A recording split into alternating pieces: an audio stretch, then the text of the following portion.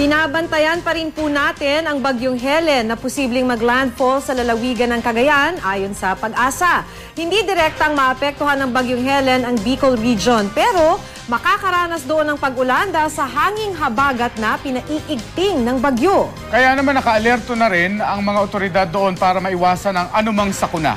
Makibalita tayo kay Avril Daha ng GMA Bicol. Avril.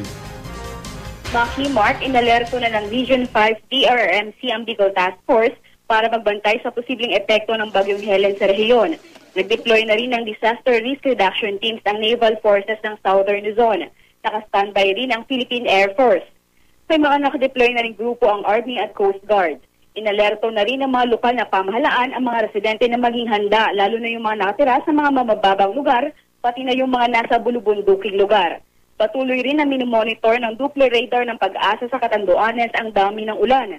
Dito sa Naga City, maulap ang panahon mula pa kaninang umaga. May mga panakanakang pag-ambonding nararanasan. Yan muna ang latest mula dito sa Bicol. Mark, Maki. Maraming salamat sa iyo, Avril Daha ng GMA Bicol.